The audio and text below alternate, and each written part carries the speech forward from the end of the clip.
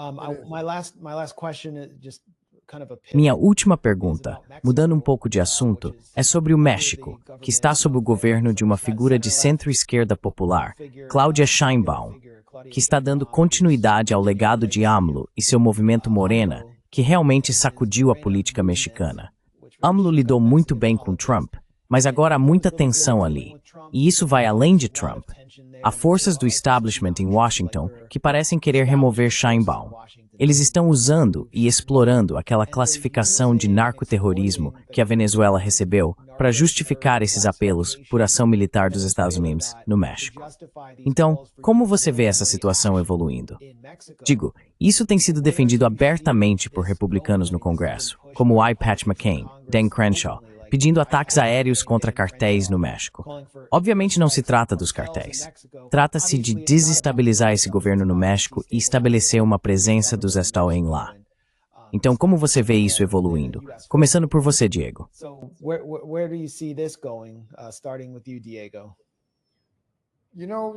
Sheinbaum, it seems. Sabe, a Sheinbaum, ao que parece, em relação à questão do narcotráfico, tem agido de forma bastante inteligente. Por exemplo, toda vez que a pressão aumenta, ela simplesmente manda um grande grupo de chefes do narcotráfico que antes não tinham sido extraditados. Então ela só. E isso é algo sem precedentes na política e na segurança do México. Antes, eles não faziam isso, a menos que fosse alguém como El Chapo. Ou bem, o El Mayo Zambada é diferente porque foi armado. Mas ela basicamente está mostrando que não se importa e não está preocupada com o que eles poderiam dizer ou não.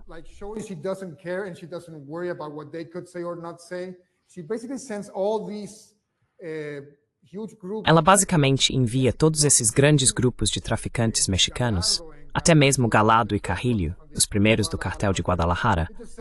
Eles simplesmente os mandam para os Estados Unidos para aliviar a pressão sobre isso e tirar parte do argumento do governo dos Estados Unidos nesse sentido.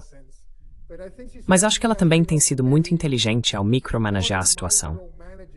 Quero dizer, de um pequeno momento a outro, ela conseguiu evitar ser muito intimidada ou sobrecarregada pelo governo dos Estados Unidos. Acho que ela está jogando de forma bastante inteligente, para ser honesto, e também mantendo a doutrina Estrada, que é a base para ela dizer que não vão interferir nos assuntos internos de nenhum outro país.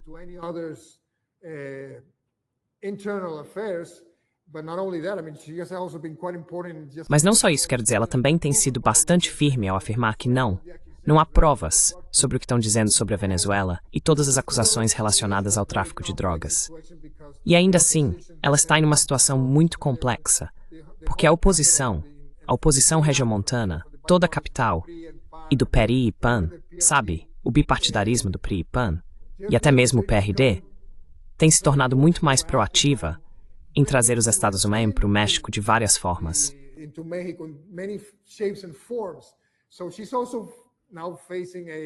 Então ela também está agora enfrentando uma classe política degradada, sem soberania, entreguista, submissa, que vai ser tão obstinada quanto Maria Corina Machado, tão obstinada quanto o clã Novoa ou Milei, para simplesmente entregar o país aos Estados Unidos. Então é uma posição muito difícil em relação a isso. E também, sem trocadilhos, mas toda essa questão do narcotráfico é uma enorme zona cinzenta onde qualquer coisa pode acontecer. Isso é realmente complicado. Mas acho que ela está jogando de forma bastante inteligente, pelo menos até agora. Oscar, quero trazer uma citação, não me lembro exatamente quem disse isso, mas era algo como...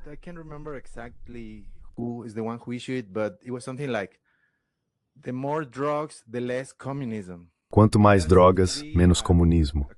E isso parece ser uma corrente, sabe? Um plano, uma coisa. Tipo, se você olhar na Bolívia, por exemplo, quando mataram Che Guevara naquela época, quando os movimentos sociais começaram, as drogas também começaram.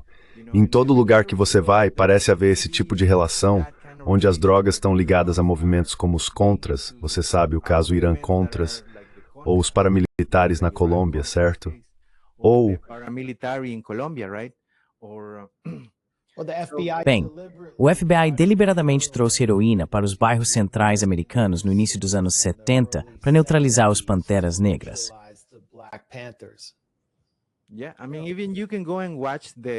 Sim, quero dizer, você pode até assistir a série da Netflix chamada Narcos. Até lá, eles mostram um momento em que os caras da CIA fazem um acordo com Miguel Arellano Félix, sabe?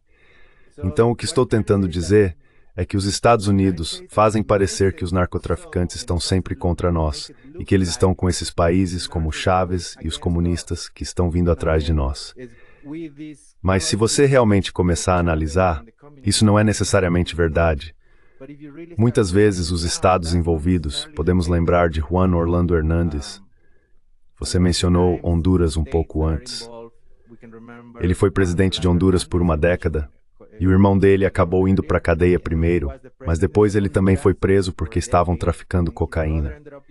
E essas coisas são conhecidas, é só que elas são conhecidas enquanto são úteis, e quando deixam de ser úteis, talvez alguma coisa aconteça. Juan Orlando Hernández era útil porque se opunha a Nicarágua, se opunha a Venezuela e se opunha aos governos socialistas. Quanto mais drogas, menos comunismo. Então, nesse caso, acho que há outro fator também, o fator geopolítico, no sentido de que México e Canadá estão dando um passo fora da esfera de influência dos Estados Unidos, forçados pelo Trump. Mas estão. Agora você tem o México, que pode evoluir para um país mais poderoso se conseguir contornar os Estados Unidos. Conversar com o Canadá é a porta para a América Latina. Você pode negociar com os chineses e outros. Também é, de certa forma, uma porta para os Estados Unidos. Então, o México tem condições favoráveis para se tornar um país mais poderoso, ainda mais se for administrado de uma forma mais nacionalista. Sabe como dizem, América em primeiro lugar, México em primeiro lugar.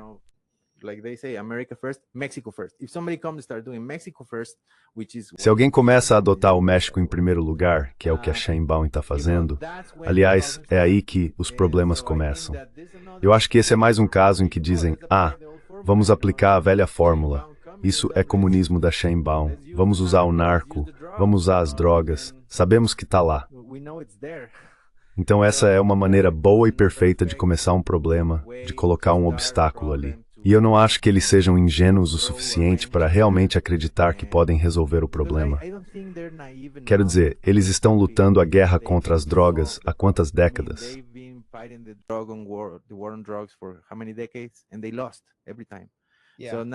E eles perderam todas as vezes. Então agora eles vão entrar no México e fazer o quê? Os mexicanos conhecem as ruas, as pessoas e todos os lugares, e eles vão fazer o que os outros não conseguiram. Sendo que esses outros nem sabem para onde ir no México, quando nem conseguiram fazer isso no Iraque. Você sabe, sempre que a população se voltou contra eles, foi o fim. Então aqui temos um caso semelhante, e eu acho que a intenção pode ser conter o poder geopolítico ou o potencial que o México tem.